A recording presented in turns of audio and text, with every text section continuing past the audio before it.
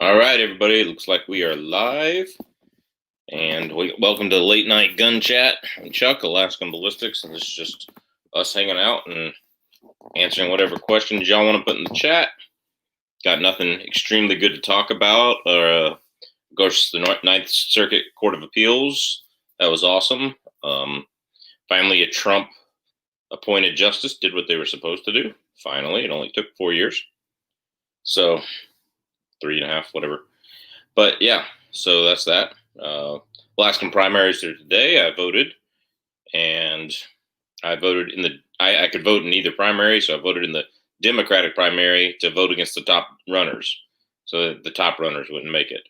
I don't know that it did any good, but voting the Republican primary was like not going to do any good either because there's only like one candidate in it. So it was like, well, might as well do this. So anyway, let's see. We got 67 Rebel, SST AMC, always here, always faithful. Ryder, always here, always faithful. He does a great job. Y'all are always there. Appreciate it. We got 7 people watching. I don't know you're watching until I see you in the chat. The chat is a little slower going through StreamYard. Got Fresh Fowler, LW Road. Get out and vote. Yep, absolutely. Get out and vote. So anyway, that's that. I've taken a lot of heat in the comments on some of my memes I put out lately about why I'm writing in Rand Paul, and a lot of people think, well, you're just wasting your vote. There's only going to be 2 people winning. Well, wasting my vote is voting for someone who is going to betray my rights. That's wasting my vote. If you don't understand that, you don't get that. I'm sorry for your lack of intelligence, but that's exactly what wasting your vote is. So yeah, I'm going to write in Rand Paul, and yes, he has 1/1,000,000,000% of a chance to win, but that's that. I like that shirt. Yeah, I found the shirt on Facebook. It's a Second Amendment Superman type thing. It's pretty cool. It's too small for me now. My man boobs are showing. My moobs. Can I say that? Okay. Anyway, that's that. Let's see. We got Luke Tilley. What's up, brother? Hope y'all are doing great. John Fazer. Last one, Andy. Let's see. What do you think of the idea of voting third party in reference to your state that I assume will go to Trump? Right now, I don't think Joe Jorgensen's that great of a candidate either. So I'm writing in Rand Paul. She's not pro-life.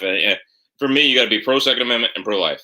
That's it. Like everything else, like we can have a healthy conversation on. But if you're not those 2 things, I don't vote for you. That's just me. All right. So she doesn't reference abortion in any way on her website. So let's see. Sympathy, pregnancy weight, tough to shed. Yeah, trust me about that. That was my COVID, eat a hamburger 7 times a day weight. Hey, everybody. Dan O'Neill says hit the thumbs up. Who's your archer? Long time no see. Glad you're here, buddy. Man, I haven't got a notification for you. I'm going to have to look and see if YouTube unsubscribed me from you. So there are a lot of people that have YouTube channels in the chat, so make sure you go check them out. Hold on a second. On the rain today, little cough. Hopefully I don't have the coof, but oh well. James Pugh is here, so looks good. He's going back and commenting on every one of my old videos. I appreciate that, man. So the Alaskan Ballistic t-shirts are done. So that's going on, and I made them a little darker navy, like they were supposed to be, and they're supposed to be a little darker yellow than what they were. So, yep. Hello, Leverguns 50. I couldn't agree more. I totally agree. It's awesome. How's the house going? We made an offer on one in Wasilla today. I think you just put a comment on there. It's going good. We should be closing on the 28th. It's going to be a little weird, but it's going to be a rush to get out and get in. But so it's going good. It's a cute little house. So what up, Clovertac? How you doing, man? It's good to see you. It's been a while since I talked to you. Man, Clovertac, he knows his stuff. So y'all make sure you go check out his channel. If you haven't already, subscribe to him. If for some reason you're subscribed to me and not to him, go check it out.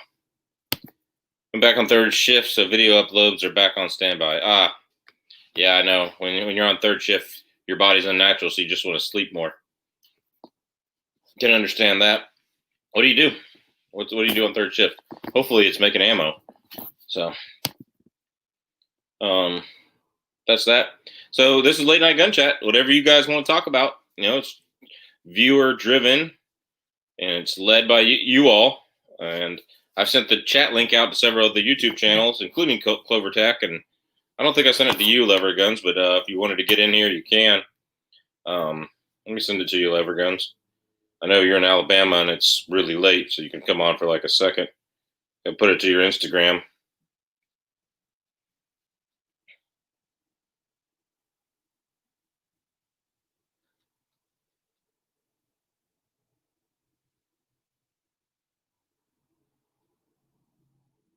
No, I don't see you on Instagram. That's why I didn't send it to you. All right, so yeah, Clover, I sent it to your Instagram. You're welcome to come on, man. All right. King caught up on videos. Currently still laid off. Man, that stinks. I hope that goes. You get your job back pretty soon. So, yeah, I think I just sent it to you. Oh, I didn't send it to you. I lied. You're down here somewhere. Here you are. There you are, Clovertac. If you want to join, that's fine. Wants to know, Mike E wants to know a good 10mm hunting round. I'd say the 155 grain XTP from Underwood. If you want the speed, especially if you're going out of a long barrel, it's going to have good speed. It's going to hold together better than the 165 grain Spirit Gold Dot that Underwood loads. 180 grain is not a bad idea either. Just depends if you want the speed. They're both going to stay together pretty well, though. So I would say probably 155 grain. It depends on what you're hunting, of course. If you're hunting pigs that have a really tough, hard shoulder muscles, you probably want the 180 grain or even hard cast, 200 grain hard cast. If you're hunting, something up here, probably want 200 grain hard cast or extreme defenders or extreme hunters or extreme penetrators. But if you're hunting whitetail, hunting blacktail deer, small deer animals, excuse me, 155 grain, 180 grain XTP from Underwood. That's all I would hunt with. So, thank you, sir. I cook in a restaurant. Oh, that's awesome, man. Yep, that's awesome. I got so many food allergies. Yeah, Clover, I just sent it on Instagram. So, yeah, let me try the Gmail if you want to join in. So,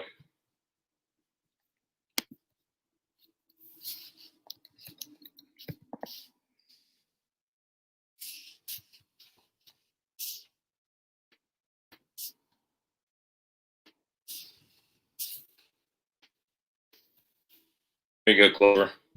It's sent. Gold dots. I'm on Instagram, but I brush my teeth and get ready for bed. I understand. The Bush people are for Creepy Joe. That's a plus for Trump. I don't know. People in Alaska Bush are half and half. So, all right. Food allergies are a first world problem. They are. They are. But I have them. The reason why third world doesn't have them is because the third world doesn't eat like crappy processed food or wheat where they sprayed all the pesticides on top of it, stuff like that. There's a really good article on why most people are developing wheat allergies is because they literally spray it with Roundup, which is a poison, and the Roundup makes it head out faster, and then that way they get a full crop. And it's illegal in many countries and places like Europe and stuff, but that's that. So, R4 Mississippi Thunder, good to see you. So, anyway, all right, Clovertac, he is here. How's it going, Clovertac? What's up, bro? Not a whole lot, man. It's been a long time. You're welcome to put your face on if you're decent. So, Nah, man, I'm not. No, it's late. I took my medicine, but I seen you were live. It's been a while. I thought, well, yeah, I'll jump on and talk for a minute. I may ramble with some nonsense here because of the medication, but it is what it is. It's late night. Surely to God, nobody takes people seriously after like 9 o'clock, right? Right. Well, it's not 9 o'clock here yet. It's not even 8 o'clock here yet. So we got 5 minutes to that. So Well, that's true. yeah. So it's all relative, Yeah. It's all relative. Time is a relative thing, right? Isn't that what Einstein says? Anyway, Yeah, yeah.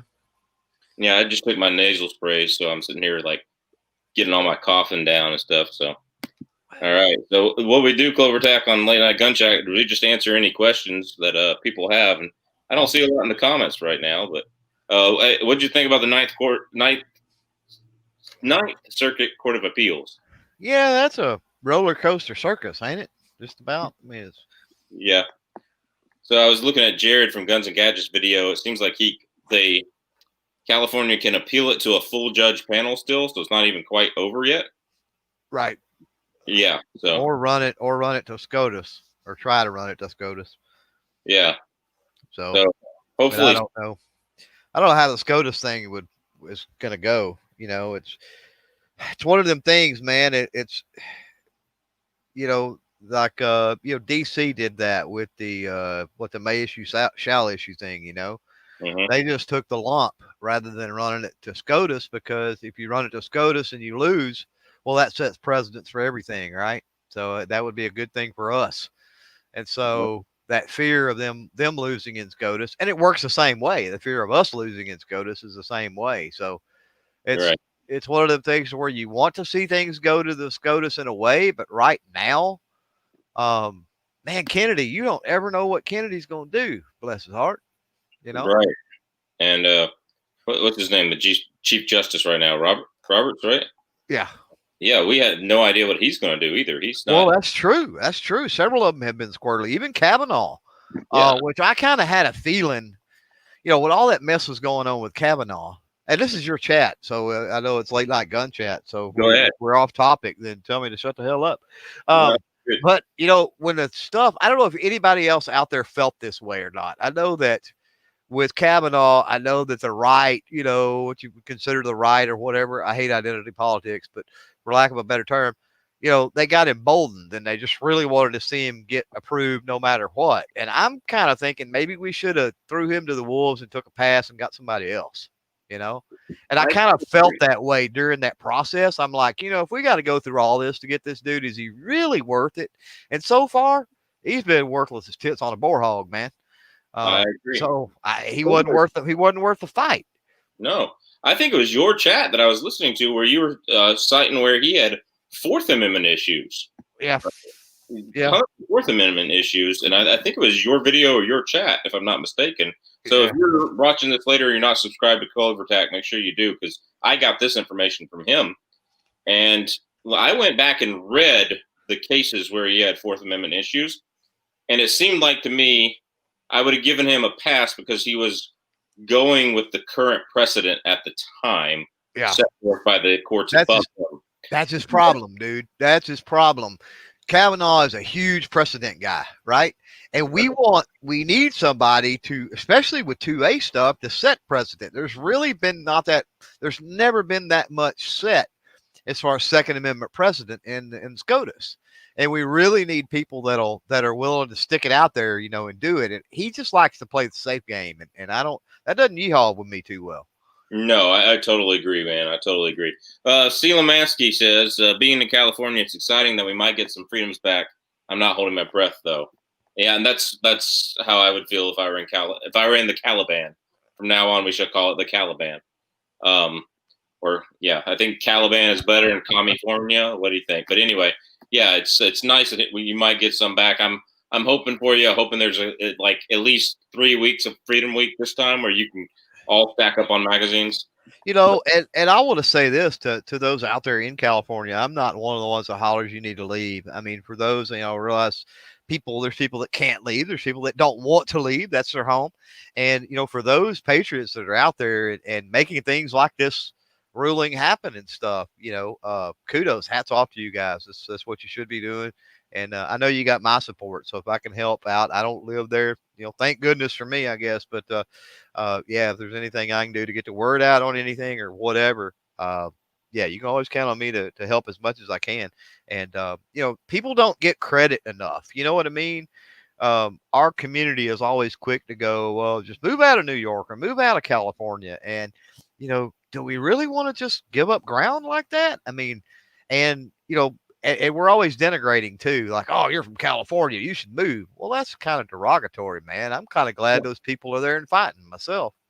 I totally agree with you. Like, until we get to the point, and we might be there, in my opinion, until we get to the point where we need to go ahead and separate right and left in this country into two countries to avoid a bloody another war of liberal aggression, if you know what I'm trying to say, or civil war, as it might be called by the Yankees.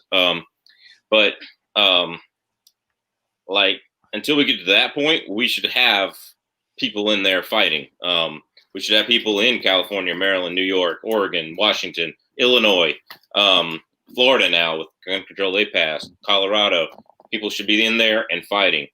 So, see, Lemansky agrees with you. It could have been a good move to ditch him, like you said. Let the left celebrate. It was a win while putting up someone friendlier to the 2A and friendlier to the stuff. So, yeah, but I think partisan politics, man. You know what I mean? That's what took hold, and the Republicans were going to ram him through no matter what. With the circus they made around him, it emboldened, and I don't like that. I don't like that mentality of win at all cost. And I mean, like, again, was it worth it? I think at this point we could say no. Now, who knows what cases might come before the court next week or next month or next year? And him be a play a role and be a factor and actually help us out. But so far, yeah, worthless. He did send a pretty good opinion piece back to the bump stock ban case that they rejected. I don't know if you saw that, where he said, I would be cautionary on this about changing rules, but like, that's bad. Well, you got a super chat here. I've been meaning to get to it for a few minutes here. Ryder sent me $5 and it's $5. With your opinion on 5.7 by 28, I don't think it's a range caliber, but agree it's a niche caliber, like putting a red dot on a Ruger 5.7, making rifle in hand. Yeah, it's a fun caliber to shoot. No recoil, 20 rounds in the magazine. I think the Ruger gun is much better than the FN gun, and it's half the price or less. See, I don't agree. But I don't agree. Don't agree. No. Go ahead. I just have not been. The Ruger's okay, and obviously at the price point and everything, you know what I mean. But it just doesn't feel as good to me. I'm a sucker for, like, I hate, and I don't have huge hands. I'm not like Trump, right? I don't have huge hands anyway. But I don't like. I like to be able to get meat. You know what I'm saying, on the grip, and that it's just thin. It's just. It's thin and frail feeling to me, and I don't get that with the FN. I'm the opposite. The plastic on the polymer on the FM feels thinner, and as a durability thing. And for me, I say the Ruger's a better gun because I don't see videos of the Ruger jamming, and Paul Harrell has a video of the FN jamming. Yes, he does. Yeah. And to be fair, though, I don't care for either one of them. To be quite honest with you. That falls into the category kind of like the PMR 30. Was it the PMR 30? Yeah. Some of those. I just don't like that, the high capacity with very small caliber. I don't know. I ain't into all that. Yeah. So I think it's a fun round. Like, to me, that round was perfect in the gun it was designed for, which was the P90. Right. 10.5-inch barrel, armor-piercing rounds that could go fast enough out of that barrel. But that same Paul Harrell video shows how much slower those rounds go out of a 4-inch barrel, and it's significant. Instead of like 2,800 out of the 10 or 16-inch barrel, they're going like 14, 16, 1,700, right? And so you're talking like 1,000 feet per second difference, or 700-800 on a different load or something like that. So you're losing a lot of energy and a lot of penetrating power with that. So, and that's that. All right. C. Lemansky says, I prefer to stay and fight. Couldn't stand it if, like in other cases, California led the way to worse laws. John Fazer says, however, though, and John Fazer has a cool little Alaskan channel. He lives up in real Alaska in Tok here, and where it really gets cold. Anyway, their population lower their weight in the Electoral College.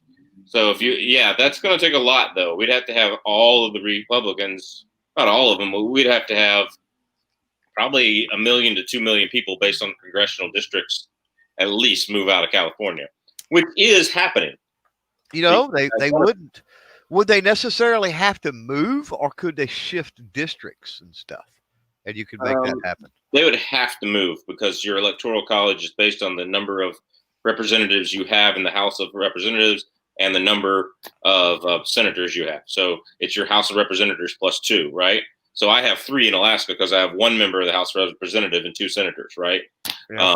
Georgia, where I'm from, had 15 or 13 electoral college votes. It's changed because of the population census since I've lived there, but they had, it was 13, 11 plus 2.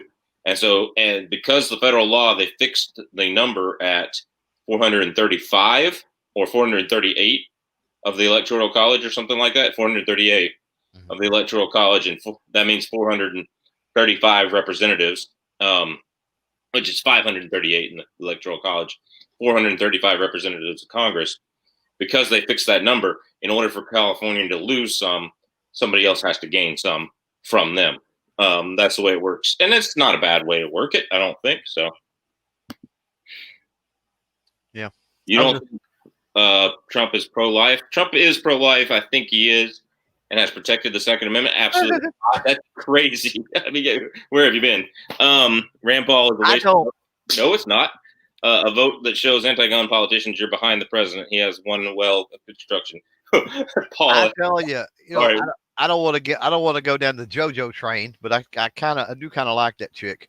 But all the pro-life, pro-second. I mean, I'll Google. I mean, 5 seconds worth of homework. Trump is no friend of the 2A.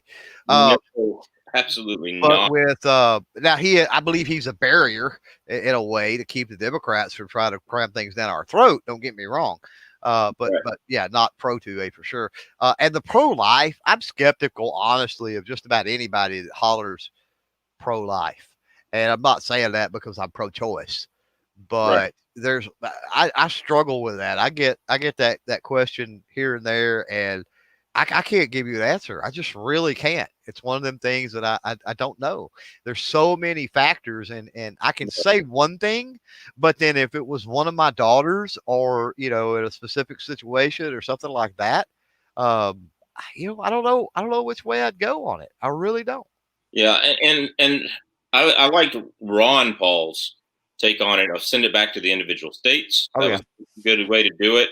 I know I'm on.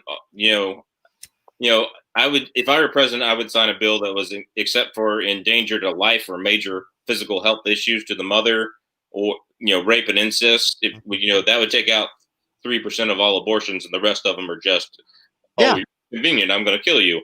Right. Like that would be different. I still don't think rape are moral. But here's the thing: it's because of the way it's worded, right? Pro-life, pro-life. Okay, even if it is rape or incest. Which I would like to think I'm okay with something like that, or it potentially, the life of the mother, right? Right. If you abort a life, because I do believe it's a life, right? Right. I do believe that's a human, it's a child. I believe that. Mm-hmm. So therefore, if I allow that, how can I be pro-life? Because I'm still allowing that. You feel me? This is where my mind is at, and how I'm not able to make that a definitive decision, unfortunately. Right. Well, here's my issue with politicians who say they are pro-life. None of them have done a thing about it. No. I mean, like Trump has showed up at a pro-life rally, and that's it. And he's, appointed judges who are supposedly pro-life, but the case hasn't come up before them yet, and we don't know. We know how they backed away from 2A cases. Right. What do you think they're going to do in this case? To spin the abortion thing back around to 2A, because after all, this is late night gun chat, right? Right. What tickles me is the women that go, my body, my decision, whatever. You can't have an opinion. My guns, my range, my ammo. If you've never touched them, shot them, bought them, you can't have an opinion. Right. Exactly. Let's flip that back around on them a little bit. Yeah, I agree there.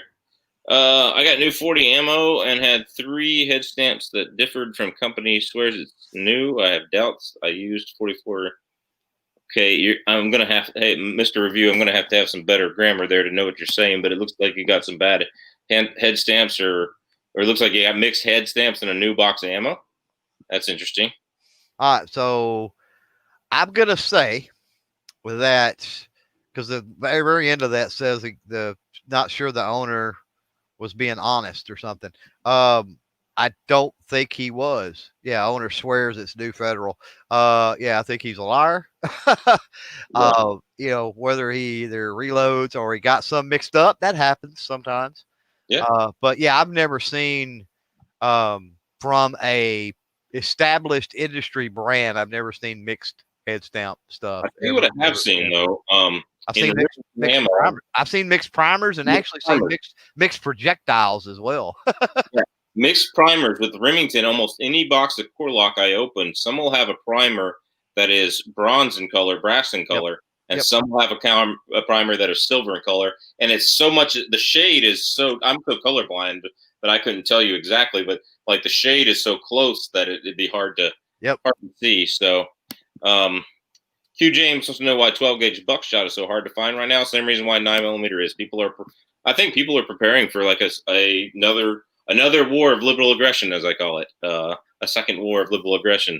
You like that title, by the way, Clover? You think a second war of liberal aggression? Is that enough of the war of northern aggression that people get it's a civil war? Whatever. I mean, I don't know. I try to stay away from all of that. Because I don't think, as bad as it is, I don't think it's that bad yet. And I've had that question. People ask about the boog. They go, "Oh, when's the boog?" And it's like, well, I don't think we're close. But the thing about the boog is you're really not going to know until it's here. I don't, Yeah. So I don't think, but I think we've got a long way to go. I mean, if you look at the freedoms that we got in a lot of different states, we look at the pushback and stuff that's going on. Look at Virginia, for example.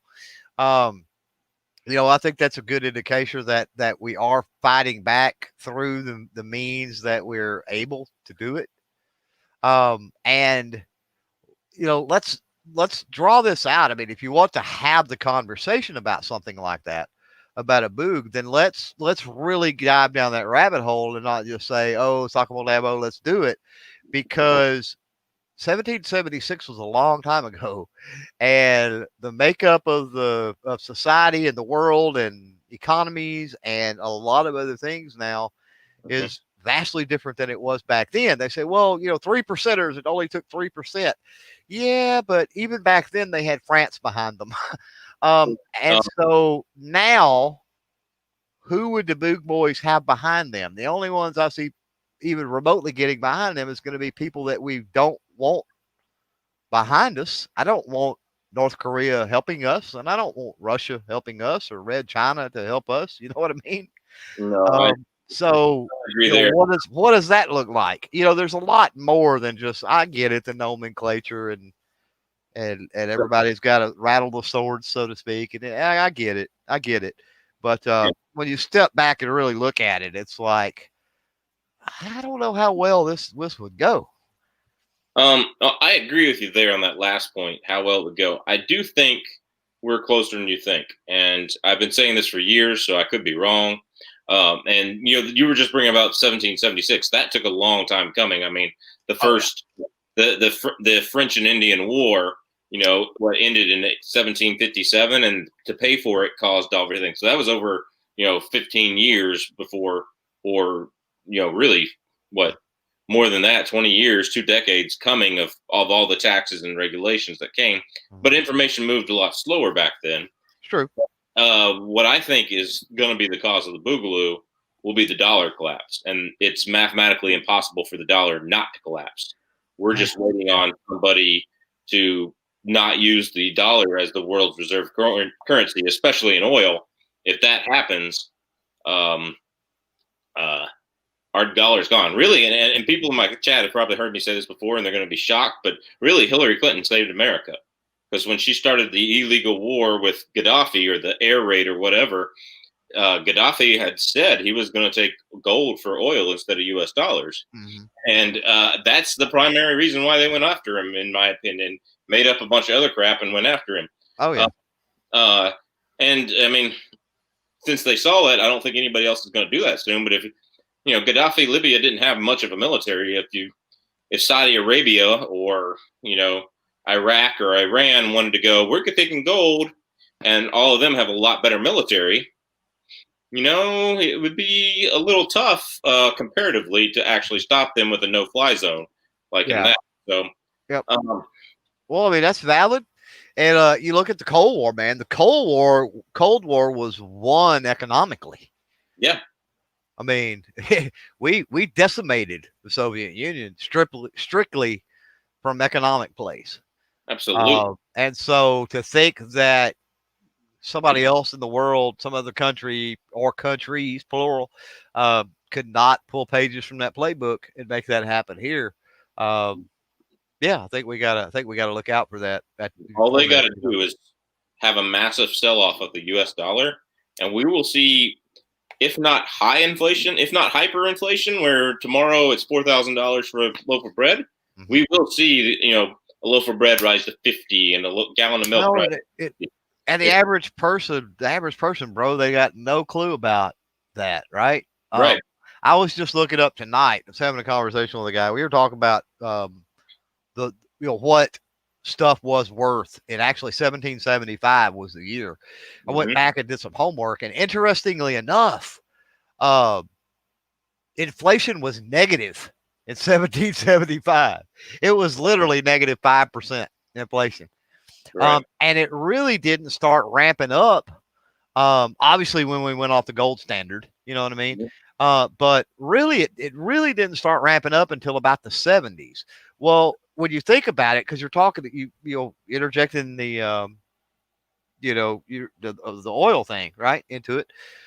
What happened around the 70s? Right, we started having Oil crisis. OPEC, oil crisis, all this other stuff with the oil and gas industries overseas. So it's interesting that you talked about that. And just earlier, I made the correlation with that time frame when inflation really started to take off. Another thing, though, around that time, actually a little before then, may have taken time to kick in, of course, was the welfare system, right? The Great Society, and all of that stuff coming into play, the welfare state, so to speak, also in that time frame. That's killing us. And one of the bad things about that is you'll hear people, and it's rough because around here, really right wing leaning, and all that kind of stuff. But you get these people that live on Social Security. And the second that anybody mentions Social Security, they're all for Trump, and they're all about Republican this, Republican that, and too much spending, and we got to do this about inflation and the deficit and all this. They talk that game, but the second you mention Social Security, they're out because they're on Social Security. They don't want to give up a piece of their pie. No, exactly. And so I pulled this up. I'm hoping everybody's seeing it on the screen now. This is usdebtclock.org. If you have not been here, you need to go study this site. It shows you in real time how much the U.S. is spending. We are at $26 trillion, $26.6 trillion in debt. And, when you go to the total interest paid, so that $3.8 trillion in interest. And when you look at the actual interest we're paying on the debt, it's $337 billion. So we still have over 10 times what to pay left than what we do here. So look at this. Interest on debt right here is half of military spending. We're known for having the largest military spending in the world. Interest on our debt is half that.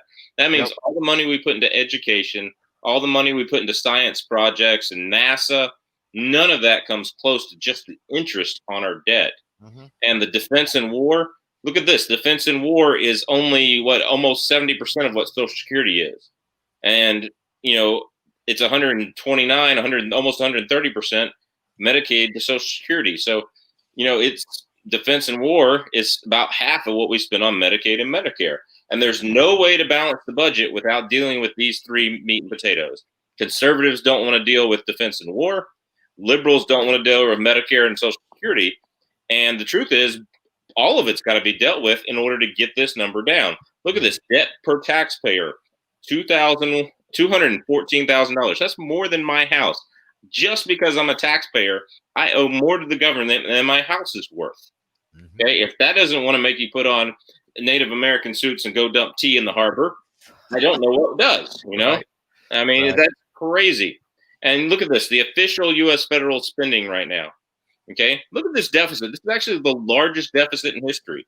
This is more than Obama had as a deficit, $2.8 trillion. Not even close. Obama did. Well, Obama was a better Republican than Trump was. I'll say it right now. He did not have this kind of spending, and he was terrible. He So also got nothing through as far as anti-2A, nothing true. remotely significant.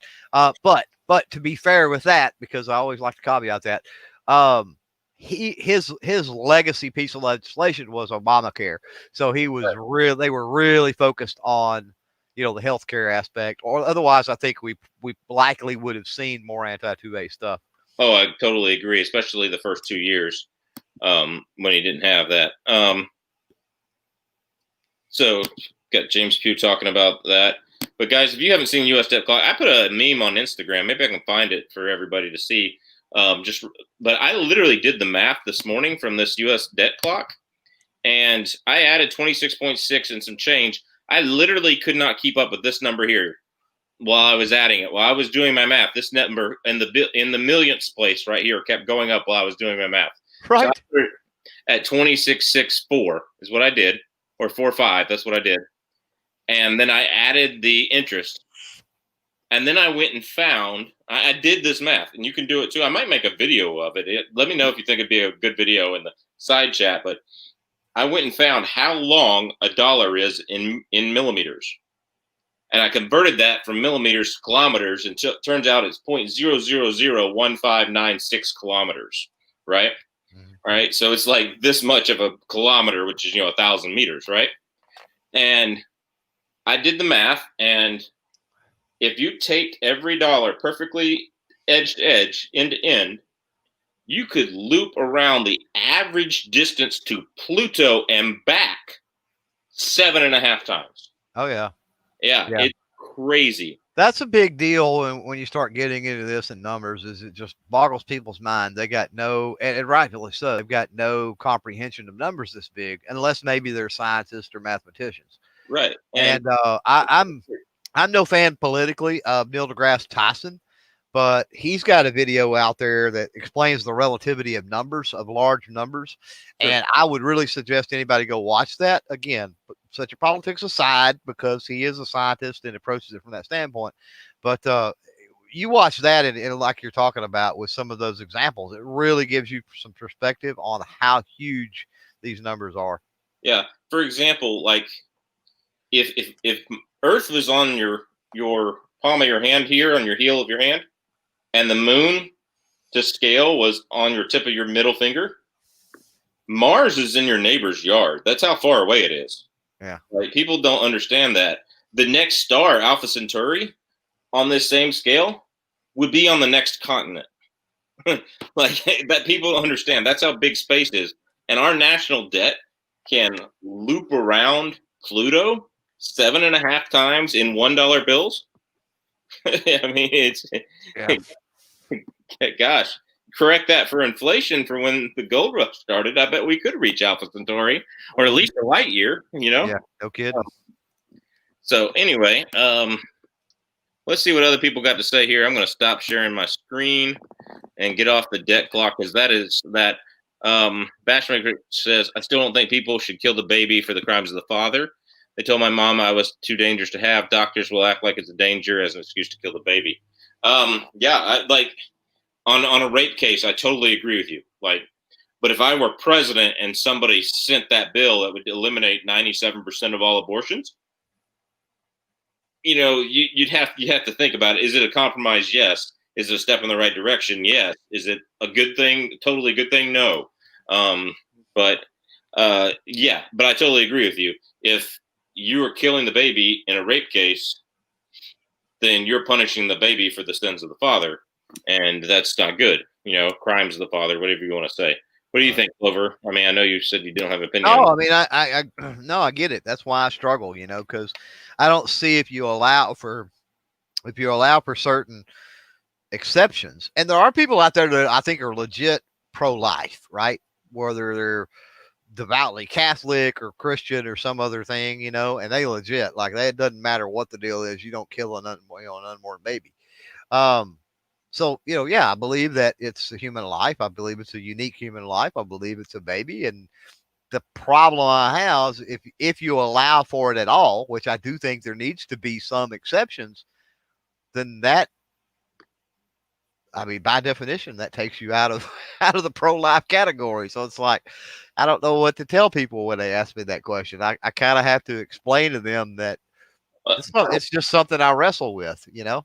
I don't think it necessarily takes you out of the pro-life category when you have to choose between the life of the mother and the life of the infant, right? Yeah. Yeah. I just had a baby. He's 2 months old. I don't know if you know that or not, but No, congrats on that. thanks. Yeah, he's his name's Barrett Wesson, and do you know a better 2A name than that? That's great, man. That's a great one. Yeah. So anyway, had I had to choose between my baby and my wife at the hospital, I would have really chose. I love my kid, and I can't wait to get home and see him.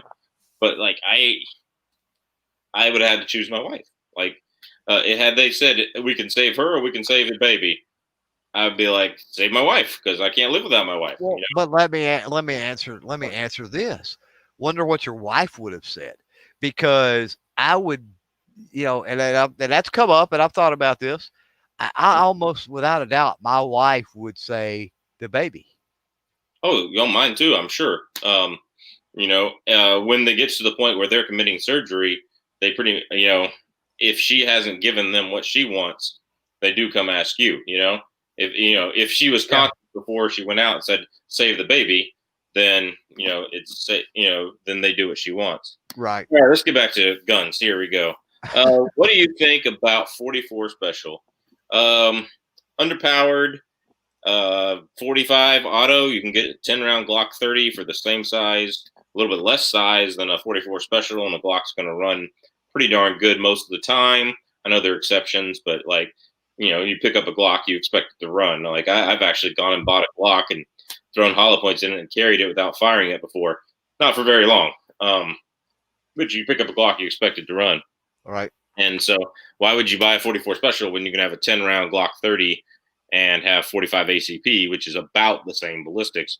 The only difference is you can get like a 300 grainer in a 44 Special that you can't get in a 45 ACP. Mm-hmm. But that being said, if you love revolvers, go for it. Like, I wouldn't see why you wouldn't. I mean, I don't want to kind of depends on the situation and what you're doing a little bit, right? Yeah. Because, one thing about 44 Special is, as far as self-defense, I'm using air quotes here, self-defense ammunition, your options are going to be kind of limited with 44 Special. That's number one. Number two, on any ammunition across the board, it's going to be more expensive. Mm-hmm. So then it begs the question, well, I've got a 44 Magnum and I want to shoot 44 Special because it's a little bit lighter load. Well, then why not get something a little bit less than a 44 Magnum? And then somebody says, well, cost is not a problem because I can reload. Okay, well, if you can load them, just light load your 44 Magnums and for the range and be done with it, right? So it's one of the things where if you like it, go for it, I guess. But I don't know. There's just too many options to not fall in love with it. And this is coming from somebody who has a couple of 44 Specials. I mean, dedicated, not 44 Magnum. I've got a Ruger and a Charter, both in 44 Special. So, but yeah, they're pretty much range toys too.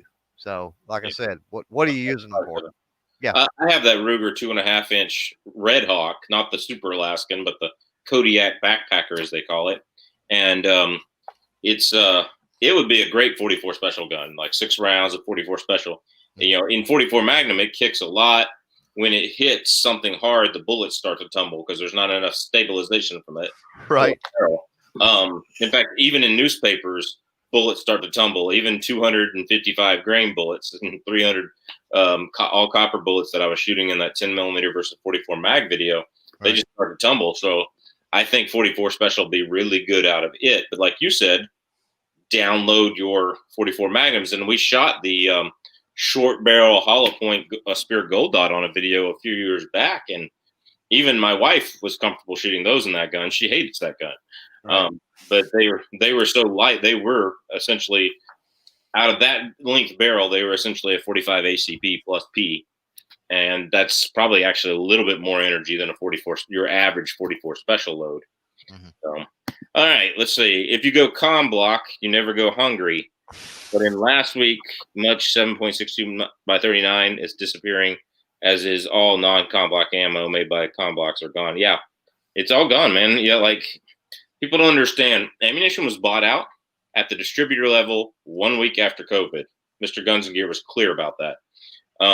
So anything you get now has been distributed. I went into Cabela's today. There was hardly any 30-06 or 300 Win Mag.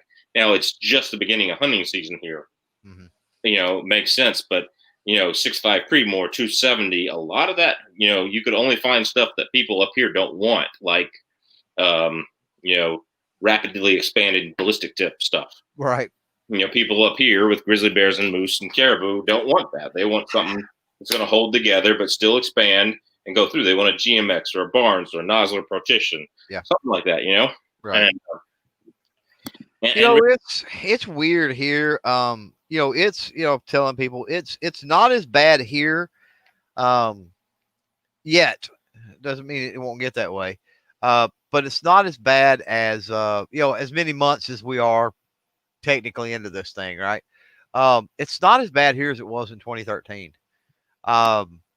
And so you got a lot of people out there that wasn't around, wasn't paying attention, whatever it might be in 2013, and so I don't know if their perspective on it, is good or not.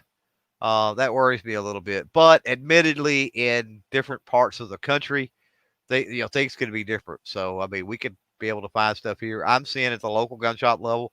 I was in there Saturday. They had some 9mm on the shelf. They had some 5.56 on the shelf, 223, whatever. They had a little bit of pretty much anything and everything. That being said, big box stores like at Walmart, of course, doesn't carry Cabela's, handgun ammo and stuff like that anymore. But Walmart pretty decent, and there's certainly not a drought of 22. I mean, you can pretty much get. You don't have 15 different flavors on the shelf necessarily like you used to, but you can certainly get it right now. And that was one thing I remember 2013 that was absolutely horrible. And what I find interesting is that, especially going into SHOT Show, so many companies were releasing 22s that it was like, well, 2020 is going to be the year of the 22. And here we are, the year of the 22 as far as firearms being released, and all of this, paddock shortage, whatever you want to call it, going on, and there's still 22 out there on the shelf. So it's interesting. It's circling in our shops here, but like here, 22 will sell out, and then a couple of days they'll get a shipment. Mm-hmm. But again, you can't pick your flavor. One of my shops has carried what I use. I use the 45 grain CCI suppressor load in my 1022 and my Smith & Wesson Victory because it feeds really well suppressed, right? And yep. It's very accurate in the Victory. Probably it's decent accuracy, quarter at 25 yards, nickel at 25 yards. Yeah. For the 1022, so about what you would expect. So I have a shop that keeps that in stock regularly, but it's $64.95 a brick, and it always has been expensive because it's specialty stuff. Yeah. And that's just the way it is. I'm okay with that. But let's see. Charlie Sam wants to go. What's the guns and ammo situation up there right now? You can find certain guns. Glocks are hard to find used. They go up. There's hardly any 44 Magnums on the shelf up here, or 10 millimeters. Can't find Glock 20s, but occasionally Glock 40s and Glock 29s come in, which I'd rather own the 40 and the 29 than own 120 personally. Yeah. The 40 shoots so much better than the 20. I think the 20 is phenomenal. I love my 20. But I agree, man. The 40 is a beast, man. I love that 40. Yeah. Excuse me. I have a lot of people that when I was working at Cabela's, they'd come in and they'd try the 40 versus the 29. They're like, or versus the 20, and they're like, the 20 is lighter and more balanced. I go, yeah. They're like, so you're saying the 40 is still better? I go, uh-huh. They're like, you would carry that heavy thing? I look at them and go, my wife carried it to Thunderbird Falls and back 8.5 months pregnant 3 weeks ago. It's like, if it's too heavy for you, I'm sorry. It's like, that was my way of calling them a pansy without calling them a pansy. But anyway, but yeah, the 20 is a good gun too. I plan on getting a 20 at some point or buying a 20 conversion barrel for my 21. But I got the 21 converted for 45 Super right now. And I've seen what that does to a grizzly bear's head going through this way while it was still breathing after I walked up to it after shooting it with a 338 mag and found it in a grizzly bear's shoulder. I'll stick with my 45 Super. Wow. Brastard, Trump has spent more than Obama. What do you think? Trump has spent more? Oh, yeah. Yeah. Obama spent 4.5 to 5 trillion in his first term. Trump's at 6.5. Yeah, and another round of stimulus is probably coming. Yeah, so Trump will probably be at 7 before the end of the year. Yeah. So, you got to look at, a lot of people don't parse through the minutia when they see the spending. You got to look. Everything that the government does comes at a cost. Yep. Every bill he signs off on, every executive order he makes comes at a cost. Yep. Let's see. He just said guns are up 5 to 10%. One guy said. Yeah, here in Alaska they are. Yeah, I've been seeing that. Yep, they are. Recently, I was in Cabela's today. They got a Beretta APX back in, and it was $329. Now it's $359. I'm looking forward. Obviously, they didn't have, for those out there that are unaware, Tulsa every April and November, the largest gun show in the world. Get there if you can. Schedule a trip for that, assuming they have it. But they canceled it in April, and I'm hoping they're still going to have it in November. Just simply because I'm jonesing for another show, and to I like making the shows and doing some work. And one thing I'm looking forward to, hopefully, with that show is to get in there and see, with the climate right now in the industry and the shortages and the prices and all the stuff that's going on, just getting in there and seeing what that show is going to look like. Yeah, I definitely agree. Let's see. Got tagged in the post. Oh yeah, I think I tagged you in that post. I don't know why, but your name came up when I was tagging people, so I just decided to tag you. So brownies for my fat. Yeah. Let's see. Oh, C. Lemansky had a question here. Didn't Obama sign some legislation that allowed carrying firearms in national forests and on trains? I don't know. You know anything about that, Clovertac? Yeah, he did. Okay. So right now he's probably more pro 2A than Trump is. What's weird about it, is it's not all national parks. Right. And I'll tell you that the reason I know that is because we went to, we drive every year. We drive to SHOT Show. And so this last year, it had been, good Lord, I was itty bitty when we went to the Grand Canyon, and at Hoover Dam and all of that. And my wife had never been to either, I want to say. So anyway, we stopped by, and Grand Canyon, we were fine. But Hoover Dam, which is considered a national park or whatever, they would not let us in. Even, we said, hey, we got cases to lock them up in the trunk and all this other stuff. And said, nope, they couldn't allow even a vehicle in the parking area or to, even drive down anywhere close to the dam with quote unquote weapons in there. I don't know what we were going to do with the cut to the Hoover Dam with a couple of 380s, but they, apparently the concrete's thin in places or something, I guess. I don't know. They figure you'd probably take over and overwhelm the guards and then commit an act of sabotage. Maybe so. I don't know. Yeah. It's not like guards have more than 380s. Needless to say, we didn't go see the Hoover Dam. Screw them. So. Yep. Screw them. Yeah, Trump is. Yeah, here's the thing: if the left had worked with Trump instead of bashing him, they would have got so much of what Oh they yeah, wanted. yeah. He's a compromiser. He's a deal maker. He's a That's what he. centrist at best. Yes. So Trump has done most of what the left wanted. If they praised him, he'd do everything to the left. Absolutely. All Um, all you have to do with Trump is make it, and they don't want to give him credit because they hate Trump, right? right. But all you would have to do to get anything you wanted from Trump is to make him think it was his idea. That's it. That's Yeah. simple. Definitely. All right. See. M. Holman says Fed coin is coming.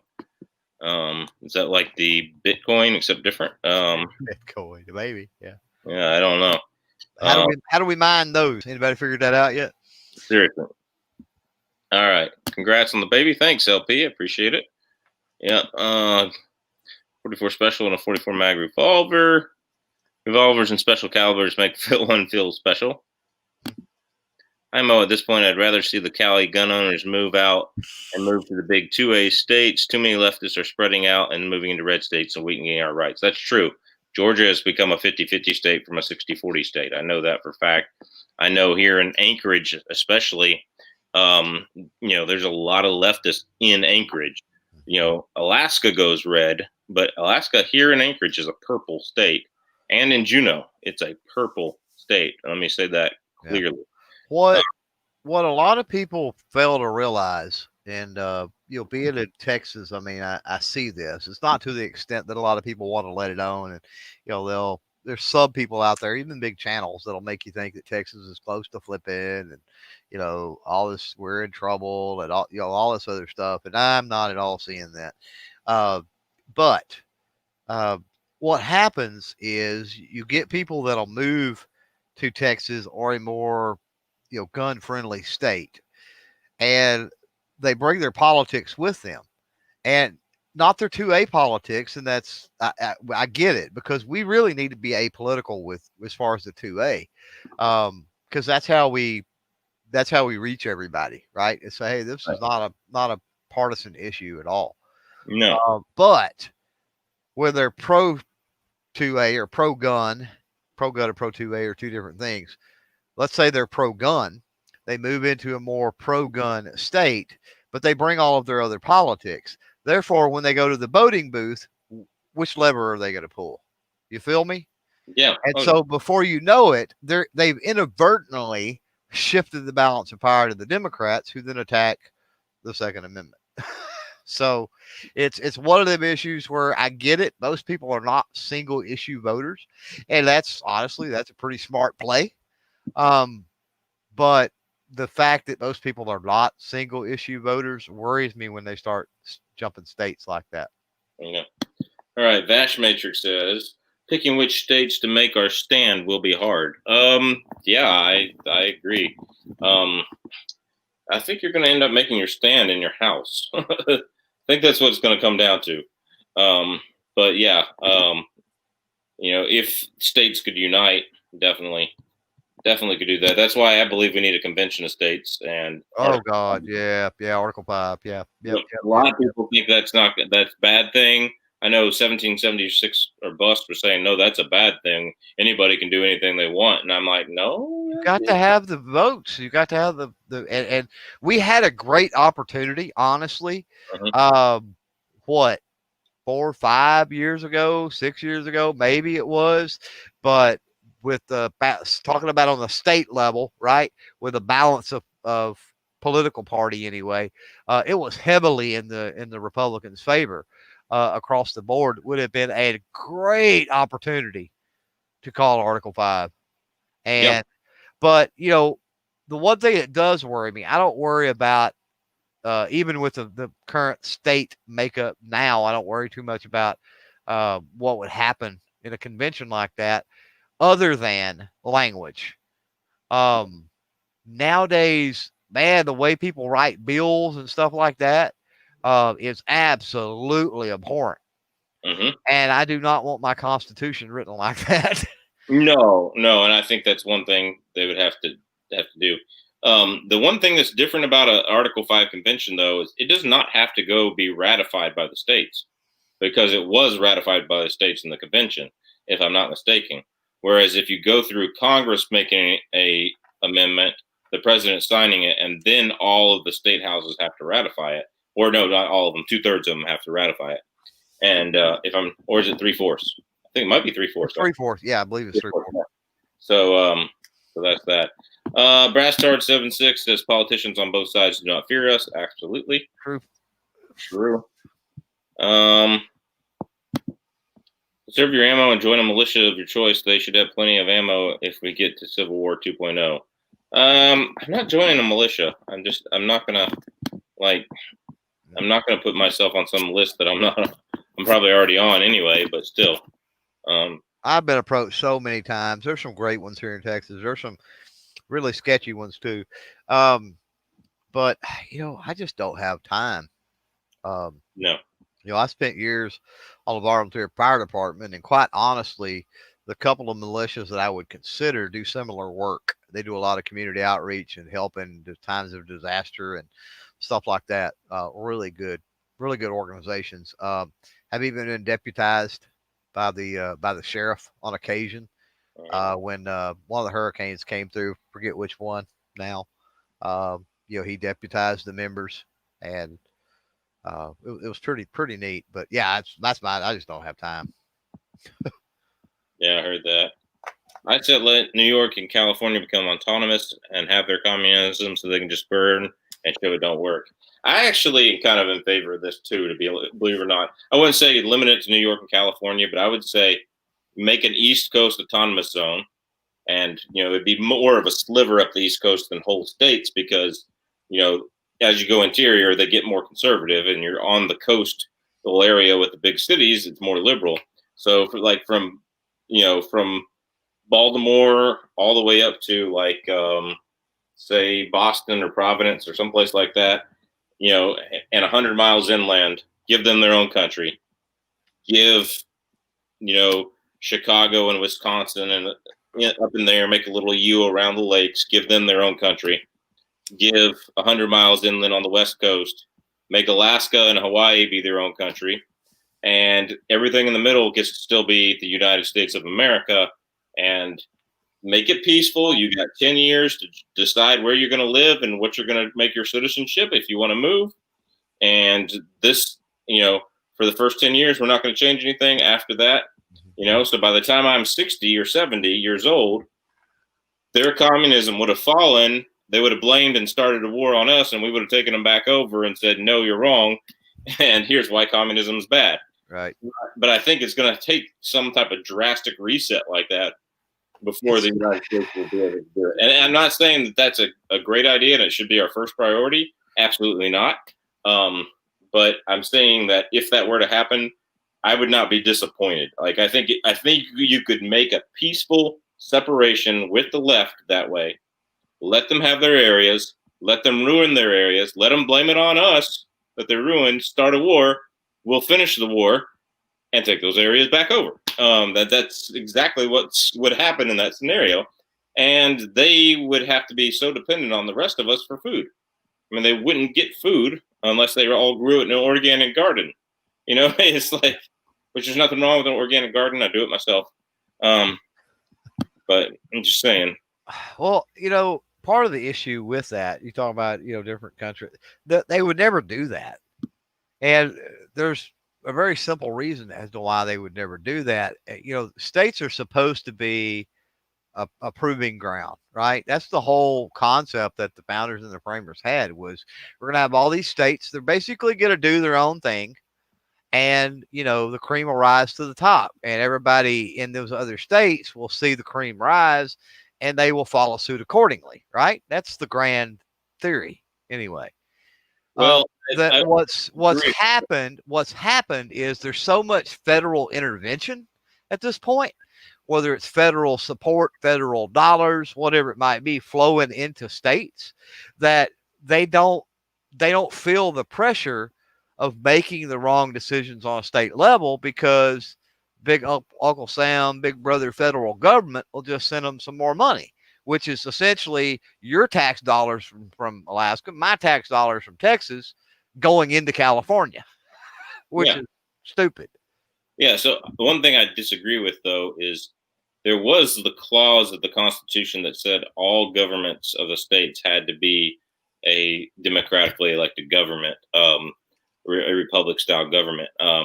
And the reason for I disagree with is like it wasn't one system versus another rising up of the Oh yeah, no, that's not what I all was had getting the at. same system. Yeah, And what no, I'm saying with splitting the country is let the sliver on the East Coast and the sliver on the West Coast have their system be different.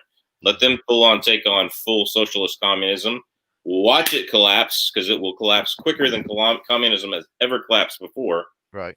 Then they'll start the Civil War, and we'll finish the Civil War, and then we'll be one country again, and people will have seen the error of their ways. There's no way for it to go any other way. If we wait until it's a civil war where everybody is, where I'm fighting my neighbor down the street because he's a communist and he's trying to kick in my door, and the police have all but disbanded and defunded, and the army is picking sides. If we wait till that kind of civil war, we're all in trouble.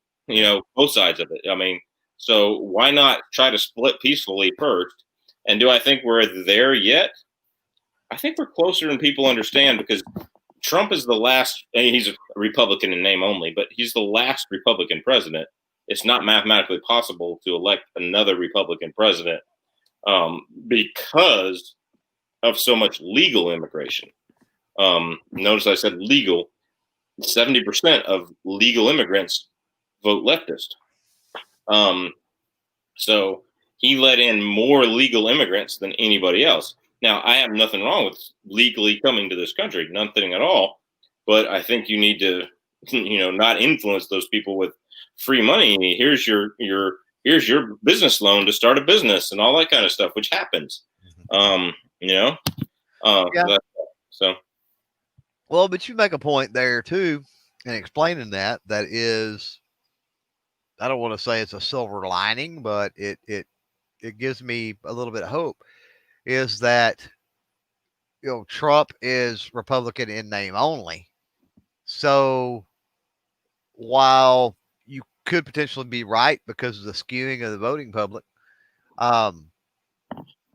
if Trump is a centrist, I think he's more of a populist, but on the sliding scale, if he's more center, then it's entirely possible to get a Democrat that is, like a JFK Democrat, for example. Yeah, wasn't he pro 2A? Wasn't JFK really pro? JFK was pretty awesome. Yeah. They, people talk about the Reagan Democrats and stuff, but the Kennedy Democrats were pretty solid too. All right, BOA Crusader. Can you explain the major difference with standard ground and castle law states? I'm going to let you take that one. I know you're more informed on it than I am. The difference in stand your ground and castle law.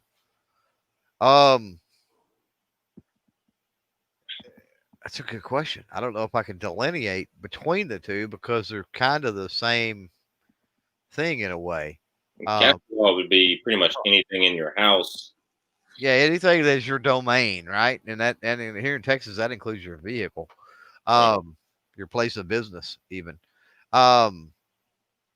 Where stand your ground, let's see, how do I explain it? Stand your ground has to do with the action, maybe, whereas castle law has to do with possession. Right. Okay, I can see that. So as I understand stand your ground, there are some states like Massachusetts where you have to try to run away and try to get away. Duty to retreat, yes. Yes, you have a duty to retreat. And if you don't, then you're guilty of, manslaughter or something in that situation, right? Right. And what stand your ground is saying, you don't have to have a duty to retreat. Right. If you have a right to be there, then you fear for your life, then you need to be able to defend your life right then and there. as Right. I understand it. That Whereas also, law is more specific to your house or place of business or whatever it is in your right, state. right, yeah, more specific to a location, Yeah. locale specific, basically. Um, but yeah, I mean, but even with stand your ground, here's the thing. This is where the left will spin it into that you could just shoot somebody willy nilly, and that's not the case. No, You it's not. know, with stand your ground, I mean, you do not. It's not duty to retreat, right? Right. But here's the thing: if you even though you stand your ground, if there's a guy threatening you 50 foot away with a pocket knife, saying, I'm going to run over there and stab you. I'm going to run over there and kill you. And you shoot him 50 foot away, from your vehicle with the windows partially rolled up. You feel me? It's going to be like, okay, did that really apply? Was he really were you in imminent danger? Right. So, there's that common sense element where, stand your ground won't apply. You get into very controversial thing, but what was it? The Trevor Martin thing and that dude, what was the guy, George, crap. I want to say George Lopez. I can't remember his name, but either way, the dude that was tied up in that, he kind of pursued that. He kind of pursued Trayvon Martin and stuff. So, Oh uh, yeah. What's his name? He was Hispanic but had a Jewish last name or something like that. I forgot. yeah, everybody out there knows who I'm talking about. So Yeah. it doesn't matter. I can't think of his name right now, but yeah, I mean, at that point, if you're following somebody or something, is that really stand your ground? And that's where a lot of the controversy around that came. Yeah. The one thing about that case is, yeah, he followed him because he wasn't supposed to be cutting through the neighborhood, and he was a security guard in charge of securing the neighborhood. Right. So, like for him, I can give him a pass because he was doing his job. He was making sure the kid was, and then the kid came around and attacked him. And when you see his bruises on his face, Yeah. you're like, and maybe he was okay. Yeah, I'm not disagreeing with the decision or anything else. Right. I'm just making the statement that, if you try to apply stand your ground, then there's several things that to me that come into consideration that you got to look at. Right. Oh yeah, definitely. When it comes to standing the ground, you got to look at that. Had he let Trayvon Martin just go, he wouldn't be doing his job. But Trayvon Martin might still be alive. There's that issue. Or Trayvon might, they had break-ins. He might have been the one who was guilty of them. I Well, doubt I mean, you don't ever know. He could have broke into a house the next night and got shot, or he could, or maybe broke into a house and shot somebody. I mean, who knows? Yeah, and Can't predict the he future. might have been a good kid who was just using it as a shortcut to his neighborhood. Right. You don't know. I mean, so Right. um, Man, the thing about agriculture there is interesting with California and tech. Man, look at tech as well. oh yeah, but Hollywood tech, Hollywood.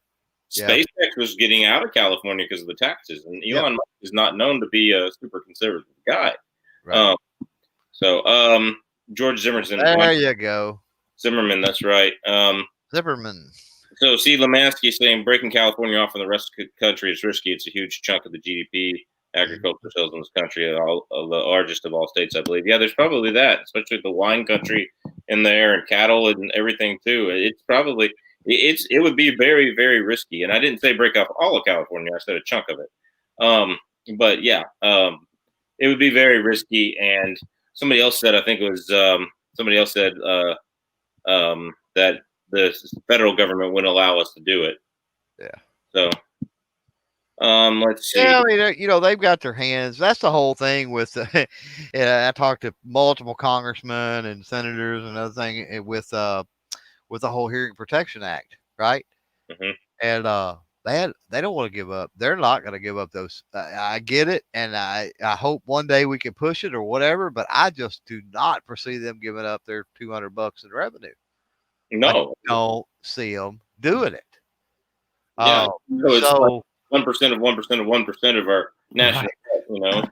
So they certainly don't want a state to go away where they're getting all those kickbacks. But along the lines of the Hearing Protection Act, that's another thing that I started talking after that was, we attempt the Hail Mary pass, and if we don't get it, we don't get it. So we didn't get it with Hearing Protection Act, right?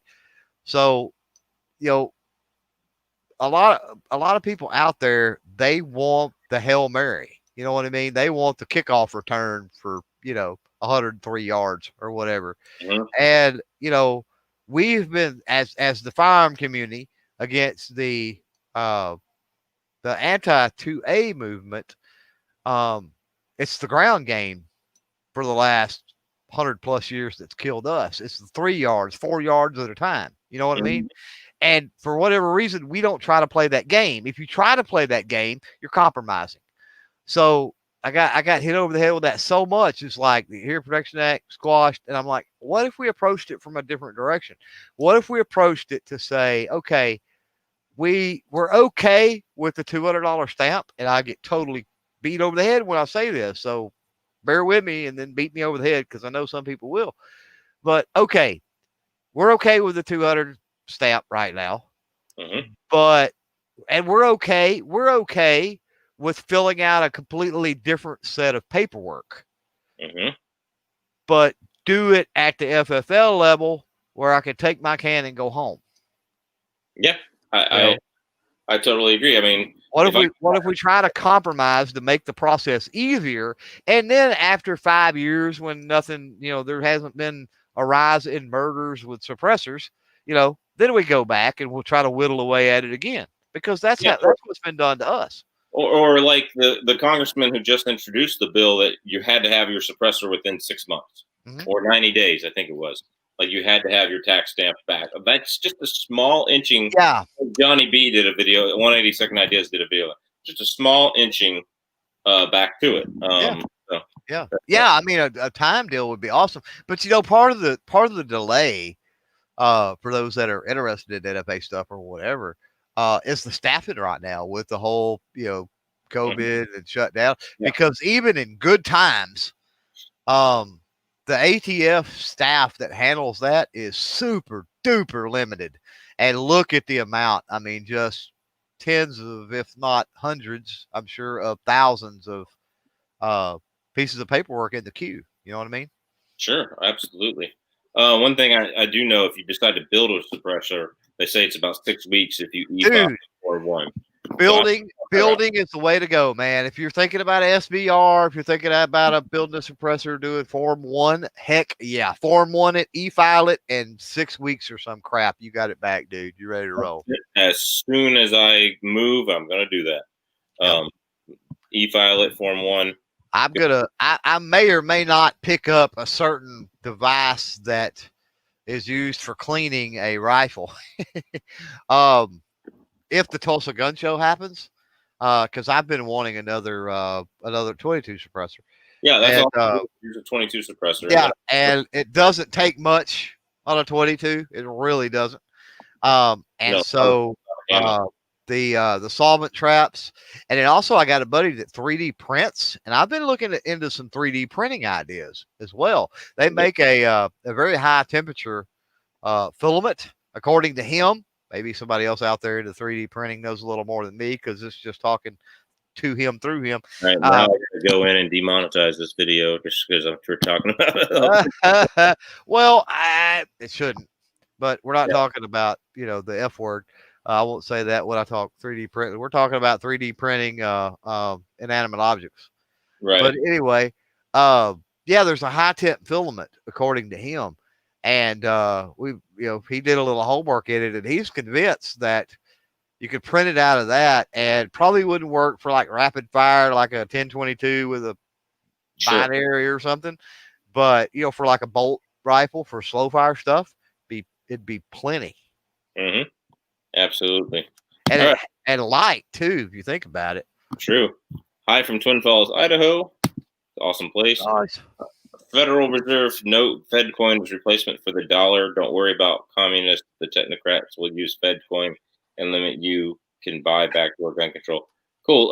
If you got an article for that, let me know. Put it in the chat. Well, put it in a comment or something. You sent me a link in a comment earlier today, Mr. Holman. So put it in there. So Karen's demand action campaigning for gun control this election season in Alaska. It's not that heavy. It usually gets heavy during the legislative session when somebody enters when Guarantar enters her red flag bills every year. So I was on. I want you to tell me what you think about this idea, Clover. And this would be the Hail Mary, and then I'm going to back it off to the 4-yard inside trap. Okay, you're talking to a football coach here. I coach football. If you didn't know that,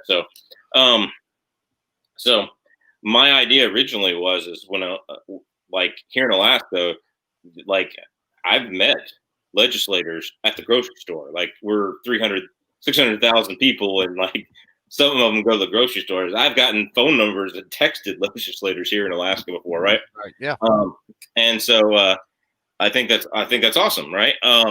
And there's a couple of them I want to interview, doing just this thing right here. But one of the things I was saying is in Alaska, it is a felony to commit dereliction of duty if you are a sworn oath employee, right? In Alaska, you can only do citizen's arrest for a felony. See where I'm going with this?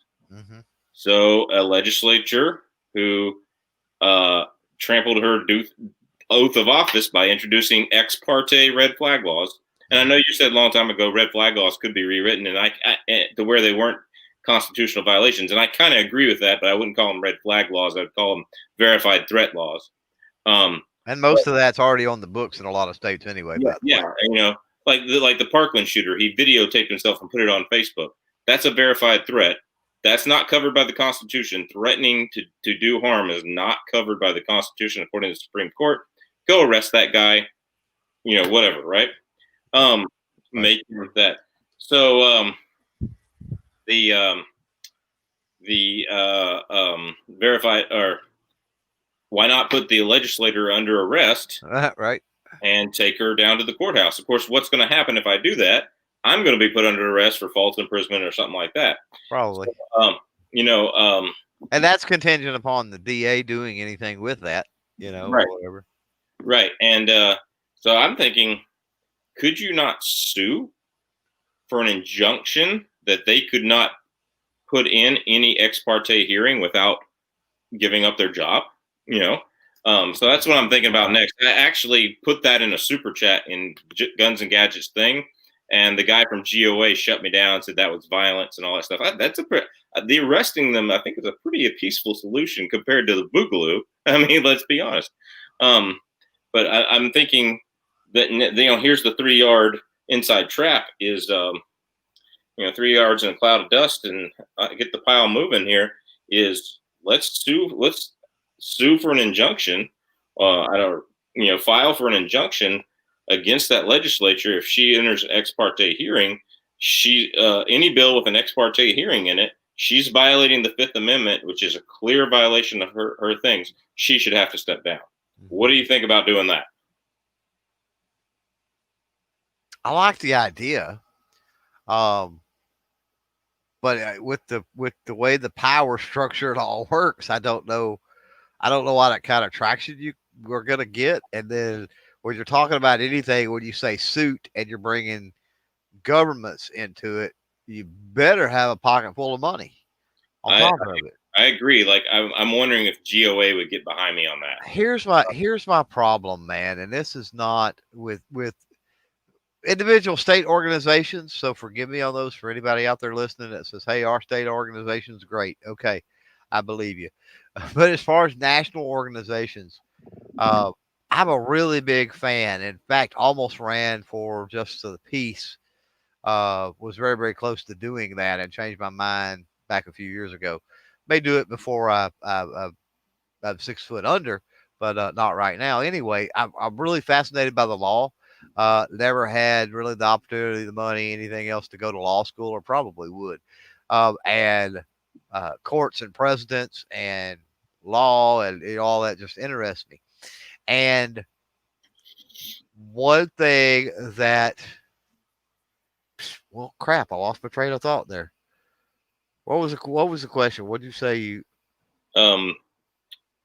Filing the injunction against. Oh, yeah, I got you. One thing that annoys me with seeing these national Pro 2A organizations, be it NRA, GOA, Second Amendment Foundation, whoever, is it aggravates the bejesus of me how they write their suits. Mm-hmm. It's like you're going about this the wrong way, and okay, they're lawyers.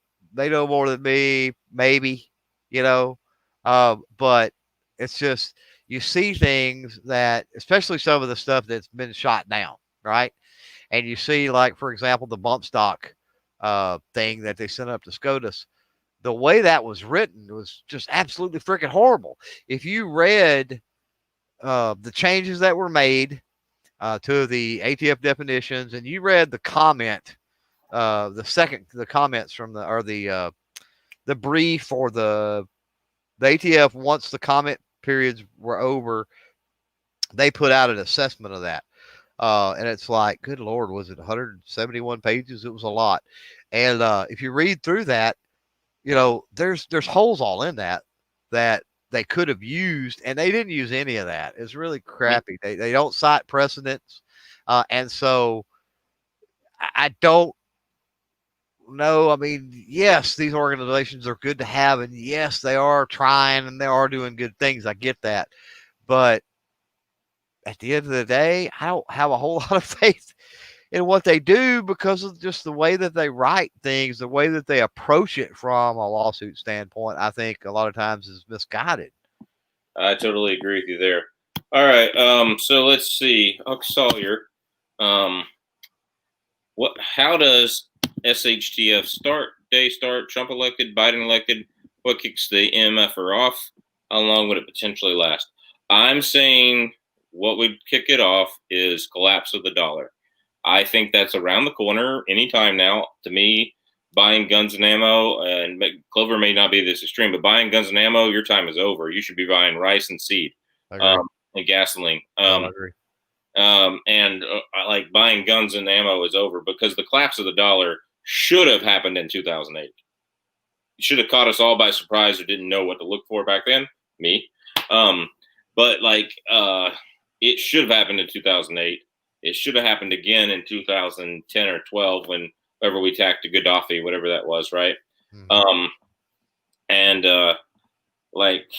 It should have happened a long time ago, but it ends up needing to be it's impossible now. I mean, I brought up the U.S. debt clock on the screen.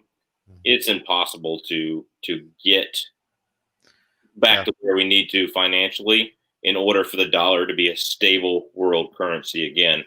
And even if we were to tie it 1% to the gold we have, I mean, nobody's inventoried the gold in like 30 or 40 years in Fort Knox. We don't know what we have and what the Federal Reserve owns and what they don't own anymore. I mean, so we can't even tie it to that. And we certainly can't tie it to land.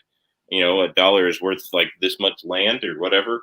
Because then you can't actually give that land for the dollar. Like, you can't give this whatever square inch of land that would be if with the trillions of dollars of money supply right now. So it's impossible to tie it to something physical at the moment, or implausible. And it's being printed like crazy. And really, when you look at like the Weimar Republic and in Germany and Zimbabwe and Argentina and even the British sterling, when they had a little minor crisis, you have three things for an economic collapse. These happen in all of them. There are many different things. They happen in all of them. One is you have excessive national debt. Excessive national debt.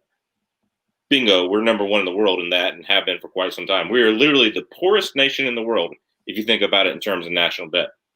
All right. Number two, you print money to monetize that debt. Well, golly, what have we been doing since like even George W. Bush? Like, we have been printing money. The Fed has been increasing money like crazy.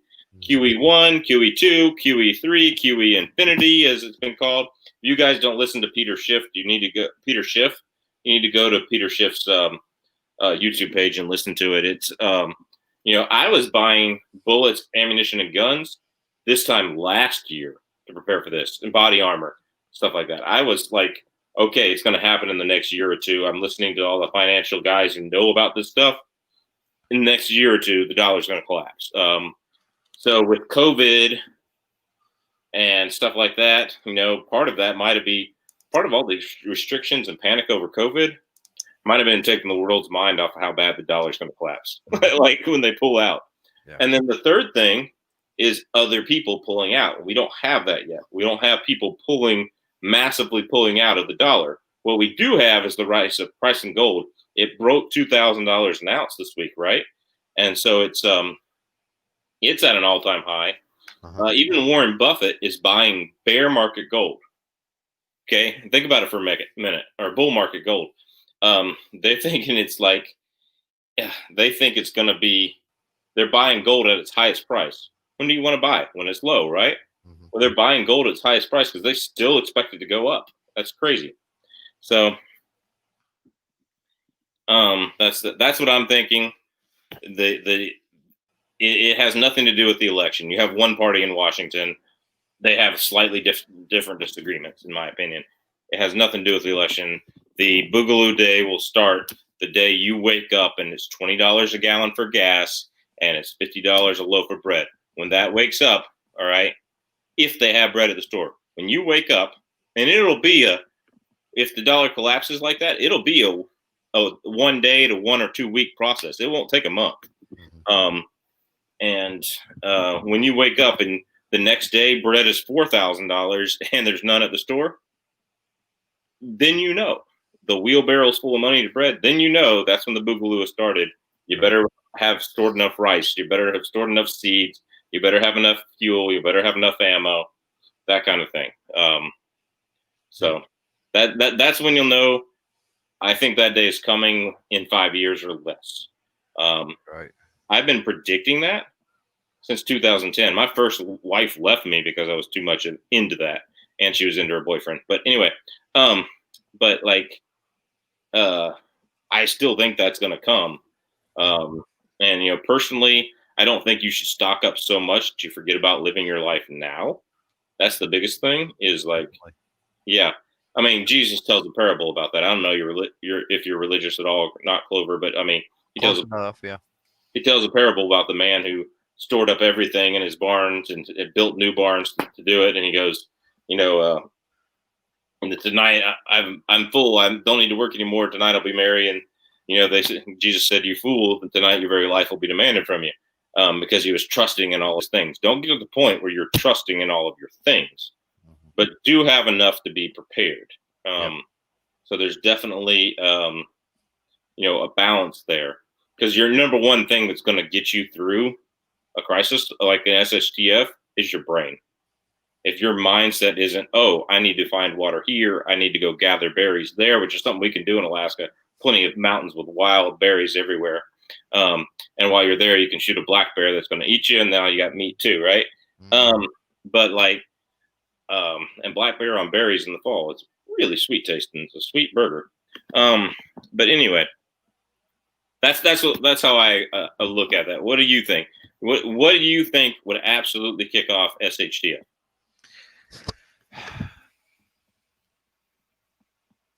I think that I agree with you on a collapse of the dollar for sure. That's a good question. I mean, it's going to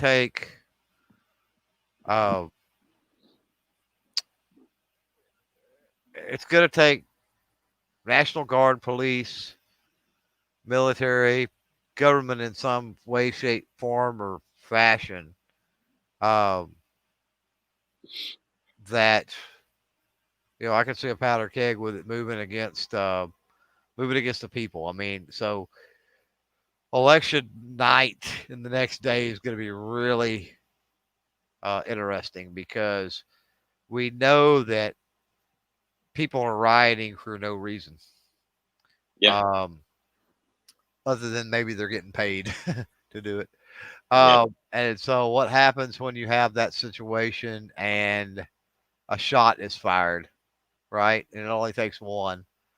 That's going to escalate things really, really quickly. You're going to have a certain percentage of the Boog boys or whoever that's going to start getting involved at that point. So I could see a potential scenario definitely around election time. Yeah, I could see it. I don't think it's going to happen that way. But But I agree with you. I agree with you too on the it's too late. I have had a bunch of people been talking with a bunch of people about reloading lately, and sadly, guys, too late. Um, learn your lesson.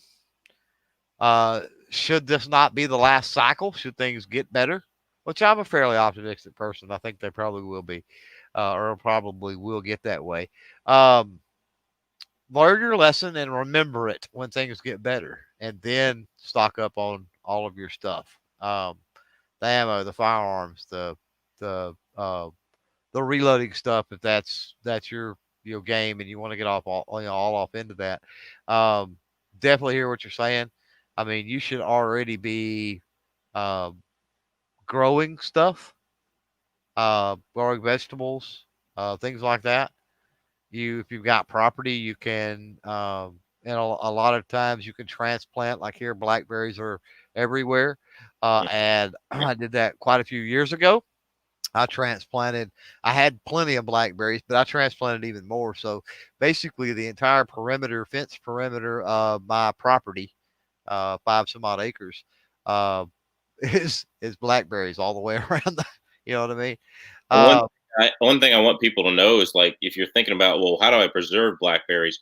One thing you can do that's not too expensive is for like $400 or $500, you can get a solar power setup mhm. that will power a little refrigerator or a little Yeah, freezer. absolutely. Um, Yeah, and they're not that expensive as far as a solar setup, and it's not that hard. You can get like a generator box that has your battery and your plugins and converter already in it, and you right. get 60 watts worth of solar panels. It'll charge that battery, a 60 amp hour battery, up in 30, 45 minutes.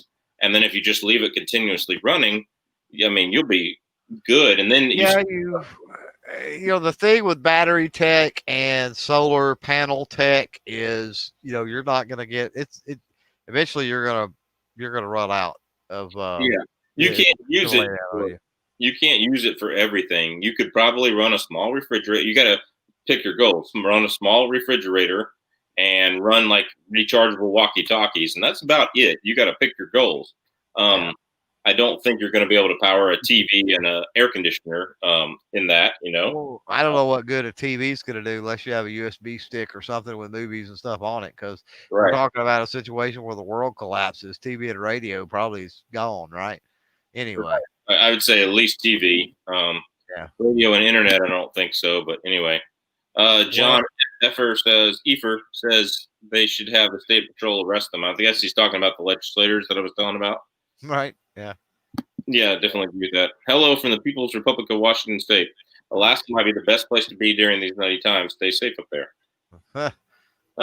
So as a semi prepper guy, I don't get big into prepping like I used to. And I think Alaska is probably one of the worst places to be during a crap is the fan scenario. And I say that because you have to prepare for winter here. Winter, like you guys in Washington, don't have it. And if you, by God, have to bug out, 9 months of the year is winter here. I mean, granted, September and October is like what winter, January is in Georgia, where I'm from, but like that's still winter. I mean, that's still potential hypothermia at 30 degrees or 40 degrees and raining and that kind of thing. You can still potentially suffer. I've done it in August, 38 degrees, where I was convulsing so bad from being wet and cold out hunting that I mean, I've shivered before, but I've never convulsed from head to toe. Like I had to cuddle with a grown man to stay warm. And that's a long story. You probably don't want to know, Clover. But anyway, it's like Alaska to me is like the worst place because here, like, yeah, in the southern states, all the deer get shot out, but you got 60 to 70 deer per square mile. They're going to last a little while. Most people and deer are very good about not getting found. Moose, there's 6 per square mile. And if you have enough people go look for them, they're going to get shot out. Right. You got the berries and the salmon, which are continual. And that's nice. That's a good life, berries and salmon. But you can only grow certain vegetables here. You Mhm. better have planted them, and some of the vegetables you better have planted in April. But then if you have a May snowfall, they're dead. Um, so And I haven't seen a May snowfall since I've been here, but I have seen a snowfall up in the mountains on June 1st. But it was raining here in Anchorage about 40 degrees. But up in the mountaintops, it dropped 4 or 5 inches of snow on June 1st. And I had literally been walking through those mountains in dry 70-degree weather the week before, So, like, that's that. There's also no escape and no roads here compared to, like, you can't, to get out of Anchorage, for example, I have 2 roads. I have one that goes southeast and one that goes northeast. Because we're on a little isthmus of a peninsula here, right? And this way, and one goes this way and one goes that way. So there's 2 roads, and the one that goes north splits up into 2 roads, which split up into a few more roads. But that's it. Like, you have more roads in your county, Clover, than I have in the state of Alaska, and I bet that's true even by mileage. Oh, I'm sure. And yeah, and of course, in Anchorage, we have all sorts of city streets, and they're pretty much in squares, which is nice. And, in some of the smaller towns on the Kenai Peninsula and up in the valley, that's the same way. And Fairbanks has got a lot of roads. But it wouldn't surprise me if one county in Texas or, a suburban county in Atlanta, from where I'm from, has more miles of roads than the entire state of Alaska, especially if we want to talk about paved roads.